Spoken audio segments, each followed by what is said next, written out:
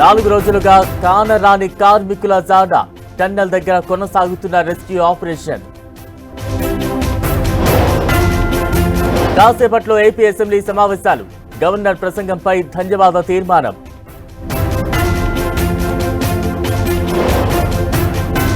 నేటి నుంచి హెచ్ఐసిసిలో బయో ఏషియో సదస్సు.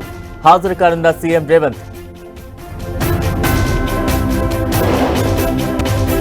ఎమ్మెల్యేల అనర్హత పిటిషన్లపై నేడు సుప్రీంకోర్టు విచారణ. ధర్మాసనం నిర్ణయంపై ఉత్కంఠ.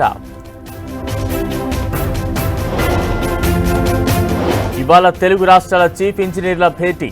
కృష్ణా జలాల వాటాల పంపిణీపై చర్చ.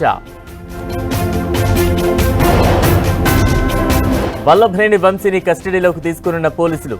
మైన్స్ అక్రమాలు నిగ్గు తేల్చేందుకు సిట్ ఏర్పాటు.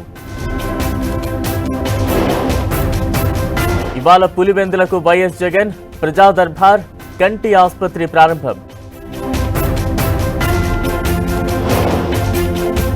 ఎమ్మెల్యే కోట ఎమ్మెల్సీ ఎన్నికల షెడ్యూల్ విడుదల. తెలుగు రాష్ట్రాల్లో మార్చి 20న పోలింగ్, అదే రోజు కౌంటింగ్.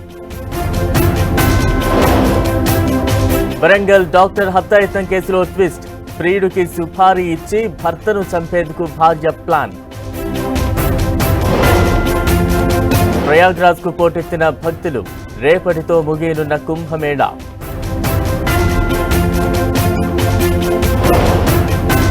పీఎం కిసాన్ నిధులు విడుదల చేసిన ప్రధాని మోదీ.